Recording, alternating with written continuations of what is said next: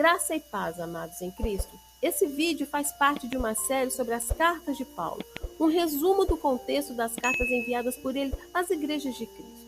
Espero que você possa sentir aquele gostinho de lê-las e aprender com Paulo sobre a grandiosa e maravilhosa graça de Deus sobre as nossas vidas.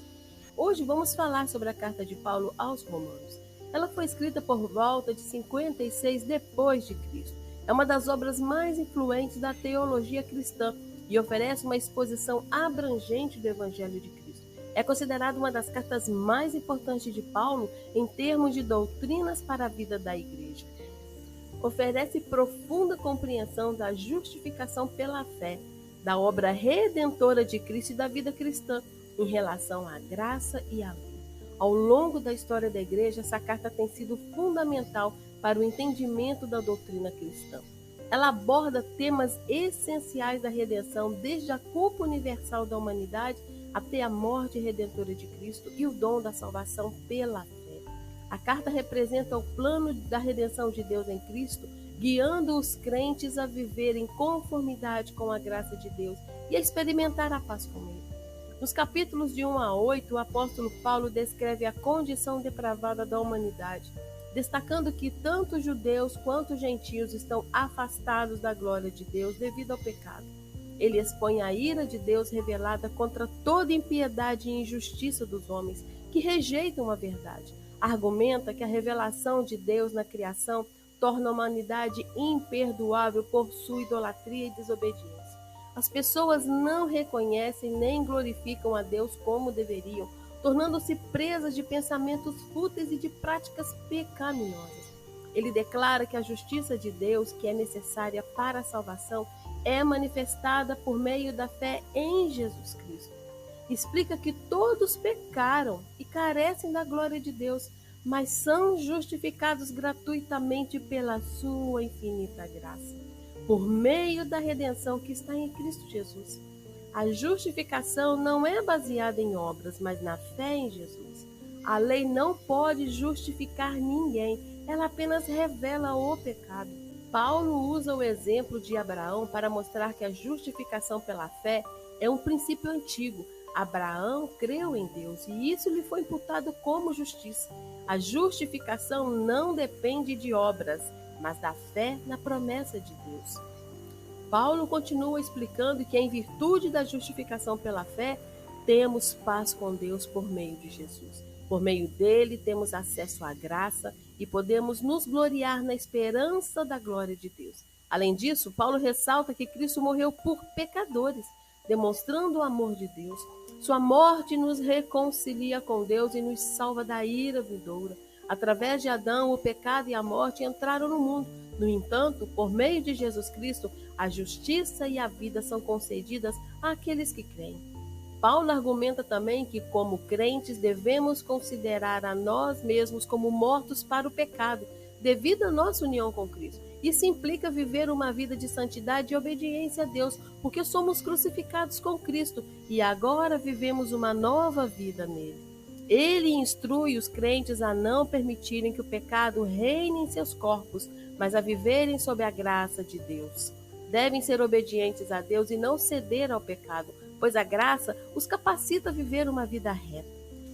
Ensina que os cristãos devem se apresentar como servos da justiça, praticando a retidão e a santidade. Embora a graça abra caminho para a salvação, isso não significa que os crentes possam viver na prática do pecado eternamente.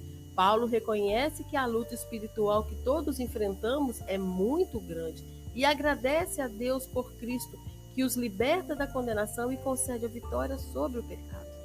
Nos capítulos de 9 a 16, Paulo explora a relação entre judeus e gentios na fé cristã, enfatizando a justificação pela fé em Jesus Cristo como o cerne da salvação. Ele aborda a restauração futura de Israel e a inclusão dos gentios no plano divino. Nós, incluindo nós também, no seu plano maravilhoso de salvação.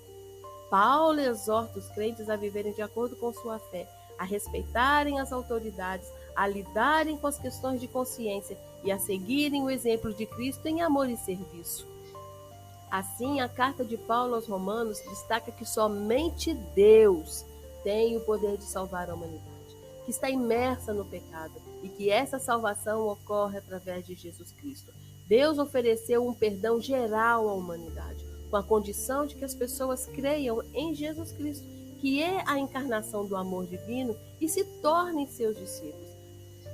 A partir do momento que se toma a decisão por Cristo, o Espírito Santo age naqueles que aceitam esse perdão, criando uma nova vida dentro deles, que é capaz de superar o pecado e todas as adversidades. Ao se unirem a Jesus Cristo, que é o princípio da nova humanidade, as pessoas podem recomeçar sua jornada espiritual e encontrar a salvação. Paulo destaca aos judeus cristãos em Roma e a todos nós que nenhuma lei, mesmo a lei judaica, pode proporcionar salvação, pois não tem o poder de superar o pecado. Na verdade, ela muitas vezes alimenta o pecado. A única maneira de ser justificado e entrar na graça de Deus é através da fé em Jesus Cristo, que nos capacita a construir uma nova humanidade em comunhão com o Espírito Santo.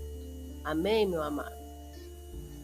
Espero que tenha gostado deste vídeo e tenha despertado em você o desejo de ler o livro de Romanos. Eu acredito que você será muito abençoado com tantas coisas preciosas que Paulo tem a te ensinar por meio desta carta. Deus quer te mostrar que a graça de Deus sobre a nossa vida verdadeiramente nos basta e que nós não precisamos nos alegrar e nem nos saciar com as coisas que esta terra tem para nos oferecer, porque todas essas coisas aqui são passageiras e quando nós nos deixamos levar pelo pecado e pelas coisas que agradam a nossa carne, nós perdemos a oportunidade de fortalecermos o nosso espírito. E quando deixamos o pecado dominar a nossa vida, nos afastamos mais ainda da maravilhosa graça do nosso Deus. Mas o que importa é estarmos em Cristo, porque somente Deus pode cuidar de nós e somente Ele pode transformar toda tristeza, angústia, toda dor em paz, alegria e esperança de um futuro abençoado. Amém? Não se esqueça, meu amado, de compartilhar essa mensagem.